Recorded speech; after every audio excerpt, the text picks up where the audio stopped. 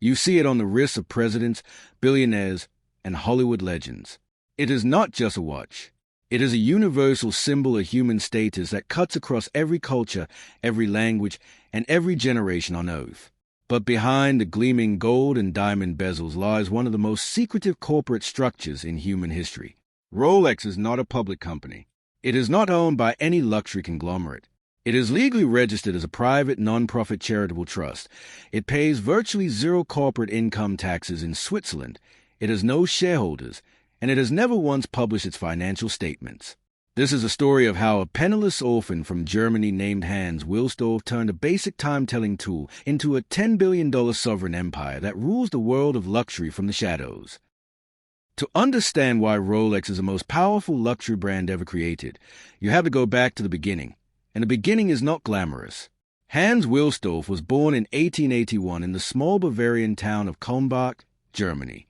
By the time he was 12 years old, both of his parents were dead. He was sent to live with his uncle, a cold and distant man who showed no particular interest in the boy. Hans grew up fast. He understood from childhood that the world does not care about your circumstances. It only responds to your ambition. At 15, he was working as an apprentice in a pearl export business in La Chose-de-Fonds, Switzerland, the heartland of Swiss watchmaking. He was surrounded by craftsmen, traders, and entrepreneurs who understood precision and value. He was absorbing everything. By the time he was 24 years old, Hans Wilsdorf moved to London with a borrowed idea and almost no money. He partnered with his brother-in-law Alfred Davis, and together they founded a small watch distribution company called Wilsdorf and Davis in 1905.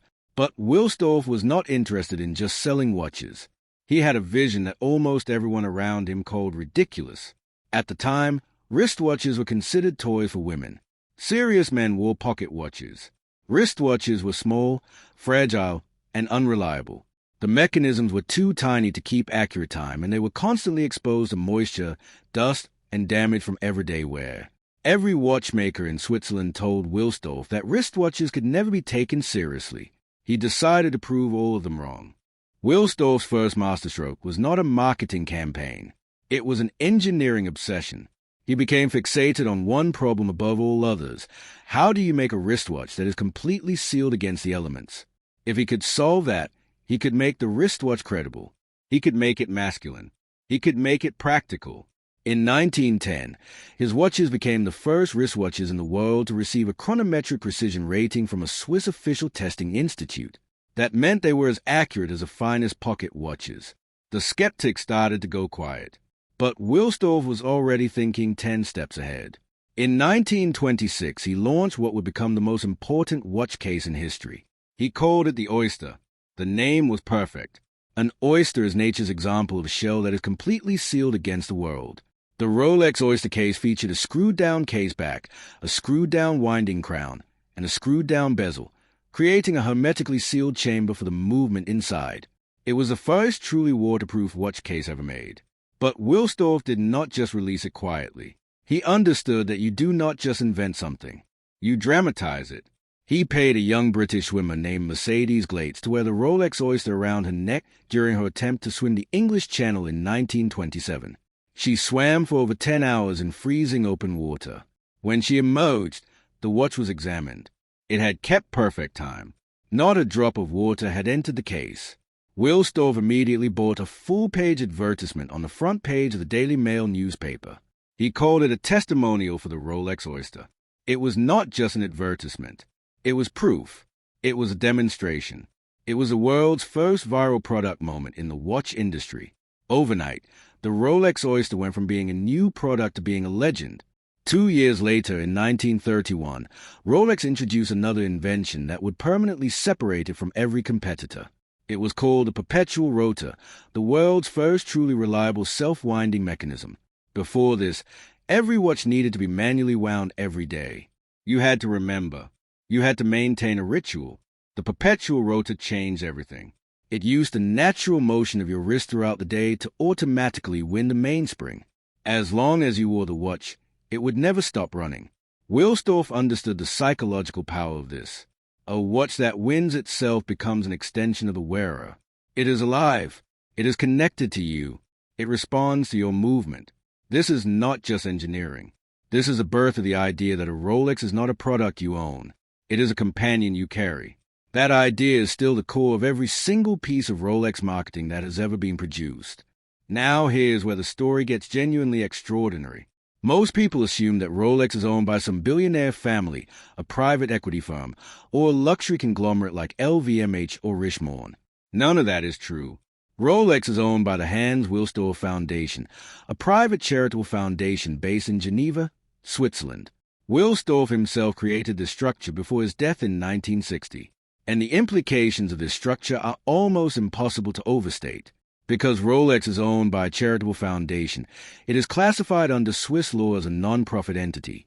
This means that Rolex pays virtually no corporate income tax on its profits. In a country already famous for its low-tax business environment, Rolex operates at a level of fiscal efficiency that most corporations can only dream about. Every year, billions of dollars in profit that would otherwise go to governments, shareholders, or private owners instead stays inside the foundation. But here's what makes it even more interesting. The foundation is also genuinely philanthropic. It funds real charitable causes. The Rolex Award for Enterprise program has been running since 1976, funding individuals around the world who are pursuing ambitious projects in science, technology, exploration, the environment, and cultural heritage. This is not a tax dodge with a thin philanthropic veneer. The foundation does real work. But it also happens to be one of the most tax-efficient ownership structures for a luxury goods company ever conceived. There are no shareholders demanding dividends.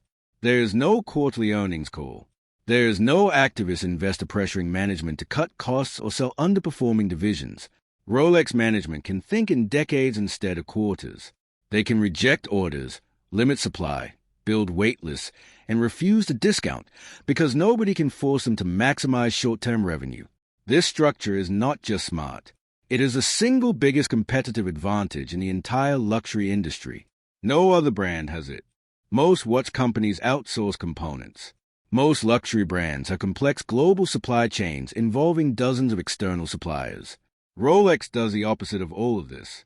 It manufactures almost every single component of every single watch entirely in-house. The gold alloys are melted and poured in their own foundry. The steel is sourced and processed under their own specifications. The sapphire crystals are grown in their own crystal laboratory. The dials are painted, lacquered, and set in their own dial-making facility. The bracelets are assembled link by link in their own bracelet workshop. The movements are assembled, tested, and certified entirely by Rolex technicians. This level of vertical integration is almost unheard of in any industry, let alone watchmaking. It gives Rolex total quality control. It means no outside supplier can compromise the product. It means no supply chain disruption can slow them down significantly. And it means the cost of production is entirely controlled internally, which gives them enormous pricing power. A Rolex movement goes through hundreds of individual quality control checks before it is certified. A Rolex watch must pass what a company calls its own superlative chronometer certification, a standard that is actually stricter than the official Swiss COSC chronometer standard. While COSC certifies movements to an accuracy of -4 to +6 seconds per day, Rolex certifies its finished watches to an accuracy of -2 to +2 seconds per day. They set their own bar higher than the official bar and then demand that every watch clears it. Here is the question everyone wants answered. Why is it so hard to buy a Rolex?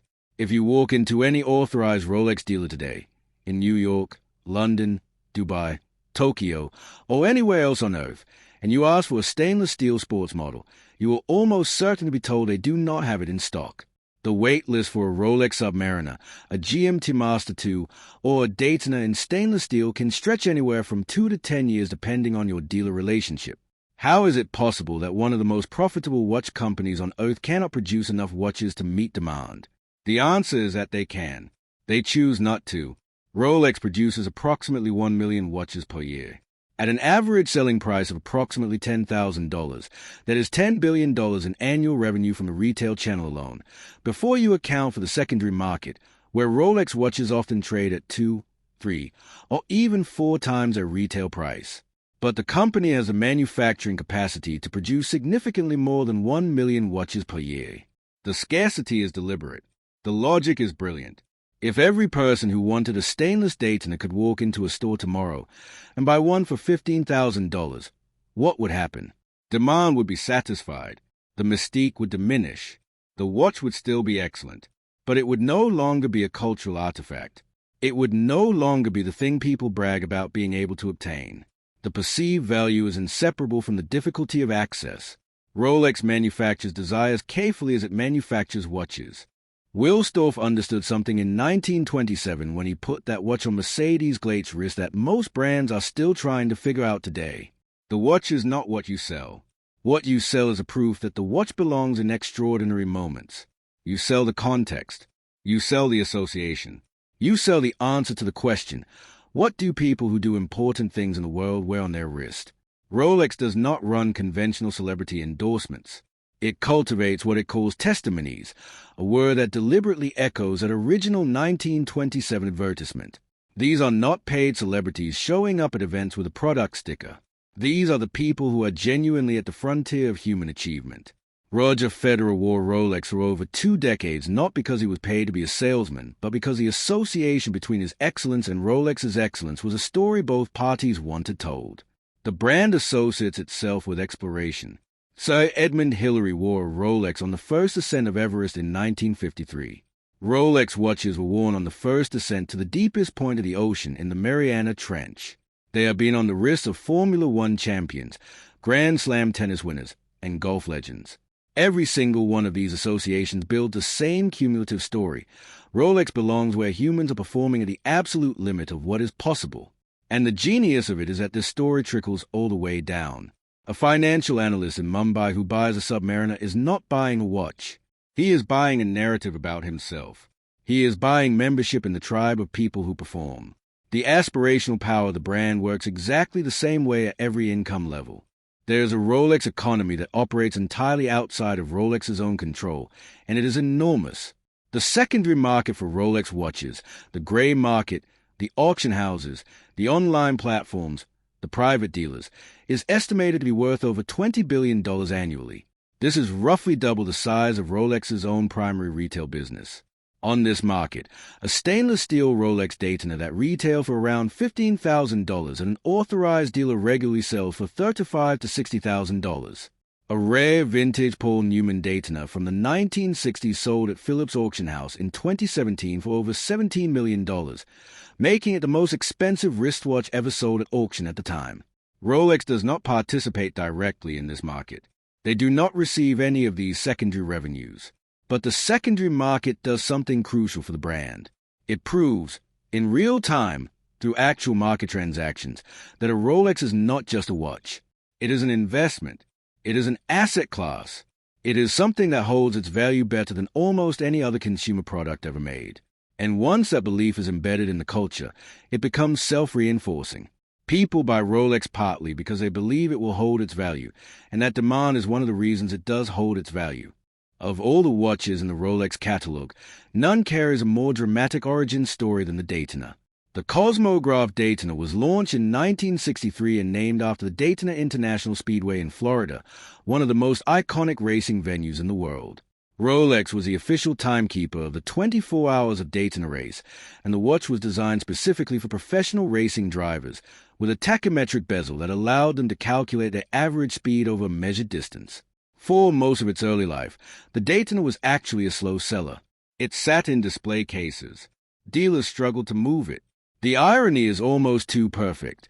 The watch that would eventually become the most sought-after and hardest-to-buy watch in the world spent its first decade being ignored. Everything changed in the late 1980s when Rolex introduced the Daytona with an in-house movement rather than the Valjoux 72 it had been using. The watch became a collector obsession. And then came the Paul Newman effect. The actor and racing driver Paul Newman had been wearing a particular early Daytona with an exotic dial since his wife Joanne Woodward gave it to him in the 1960s. She had the words "Drive carefully" engraved on the back. When Newman wore that watch in public, photographers captured it. Watch collectors noticed the dial variation. They started calling it the Paul Newman Daytona. When his actual personal watch was sold at auction in 2017, it changed the entire market. Rolex never publishes financial data. Everything we know about its finances comes from industry estimates, Swiss watch export statistics, and supply chain analysis. But the picture that emerges from these sources is staggering. Industry analysts estimate Rolex's annual revenue at approximately $10 billion. Its operating margin is estimated to be somewhere between 25 and 35%, meaning the company likely generates between $2.5 billion and $3.5 billion in operating profit every single year. For context, that operating profit figure would put Rolex comfortably among the 50 most profitable companies in Europe, and it achieves this while being officially classified as a non-profit foundation. The company employs approximately 10,000 people at its facilities in Geneva and Biel, Switzerland. Its three main manufacturing sites, the headquarters in Geneva, the Eagle Movement manufacturer in Biel, and the case and bracelet facility in Plan-les-Ouates, represent billions of dollars of precision manufacturing infrastructure. This is not a small operation. It is an industrial giant that operates in complete silence. Every luxury conglomerate on Earth has tried to replicate what Rolex has built. LVMH, which owns Tag Heuer, Hublot, and Zenith, has spent billions trying to build watch brands with the same gravitational pull. Richemont, which owns Cartier, IWC, and Jaeger-LeCoultre, has some of the most historically prestigious watchmakers in the world. Swatch Group has access to the full breadth of Swiss watchmaking heritage. None of them have come close to replicating the Rolex phenomenon. Why? Because the Rolex formula cannot simply be copied. It is a specific combination of factors that took 120 years to build. You cannot manufacture heritage. You cannot manufacture authenticity. You cannot manufacture the specific psychographic position that Rolex holds in the global consciousness. You cannot manufacture what happens in a person's mind when they see a crown logo on a watch dial. That response has been encoded through a century of consistent messaging, real-world proof, and extraordinary product quality. The brands that come closest, Patek Philippe in ultra-high-end watches, Audemars Piguet with a royal oak, are successful precisely because they do not try to be Rolex. They occupy adjacent territory. The brands that have struggled are the ones that have tried to chase Rolex's position directly. You cannot out-Rolex Rolex. Rolex owns a second brand called Tudor.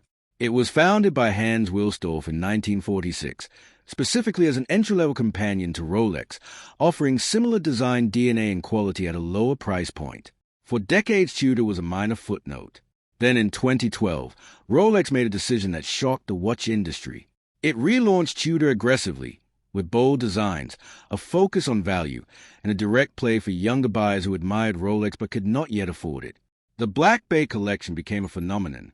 Suddenly, Tudor was not just a budget Rolex. It was a desirable watch in its own right. Watch enthusiasts who previously would have saved for years for an entry-level Rolex were choosing Tudor as a genuine first choice. Rolex had essentially created a feeder brand, a way to capture a generation of watch buyers in their 20s and early 30s, bond them to the crown aesthetic, and then watch them trade up to Rolex itself as their careers progressed. It is one of the most elegant brand architecture strategies in the luxury industry, and it is entirely consistent with the long-term thinking that the foundation ownership structure enables. No shareholder pressure means Rolex can think about cultivating customers over a 30-year journey rather than maximizing revenue this quarter. There is a reason that Rolex specifically, and not any other luxury watch brand, became the universal shorthand for success across every culture on Earth. It is not just quality. There are dozens of watch brands that produce technically superior movements. It is not just price. There are watches that cost 50 times more than a Rolex. It is not even heritage alone. There are brands with longer histories. The answer is visibility. A Rolex, particularly a sports Rolex, is designed to be recognized. The signature Oyster case, the Cyclops magnification lens over the date, the Jubilee Oyster bracelet, the distinctive dial textures, from across a boardroom table, from across a restaurant, through a handshake, at a glance, a Rolex is identifiable. It was engineered to be seen. And because it was worn by presidents and billionaires and championed for decades before most people could afford one, it accumulated a weight of cultural meaning that lives in the product itself. When you put a Rolex on your wrist, you are not just wearing a watch. You are stepping into a conversation that has been happening for 100 years. You are wearing the same object that was on the wrist of Edmund Hillary on the summit of Everest. You are wearing the same brand that Paul Newman wore to the racetrack. The watch connects you to a mythology bigger than yourself. That is not something you can put a price on. That is the most powerful thing in marketing. and Rolex has owned it completely. Hans Wilsdorf died in 1960 without children, without heirs, and without a private fortune to pass on. He gave everything to the foundation. He built something that could not be broken up, sold off, diluted by inheritance disputes, or destroyed by a hostile takeover. He built something designed to last forever. And then he handed it to an institution rather than a person, because institutions outlive people. 6 to 6 years later, the machine he built is more powerful than any point in its history. The wait lists are longer. The prices are higher. The brand is stronger. The cultural cachet is deeper. In an era when virtually every legacy brand has been acquired by conglomerate, rebranded, repositioned, or cheapened in pursuit of growth, Rolex has done none of those things. It has simply continued to be Rolex. The secret of the Rolex empire is not complicated when you finally see it. It is a man who understood quality, understood human psychology, understood the power of proof over promise, understood the value of scarcity, and then built a legal and financial structure around his creation that made it essentially indestructible. The $10 billion empire is not an accident. It is a logical result of 120 years of decisions made by people who were thinking about centuries, not quarters. The crown on every Rolex dial is not just a logo. It is a mission statement. And after all this time, no one has come close to taking it off.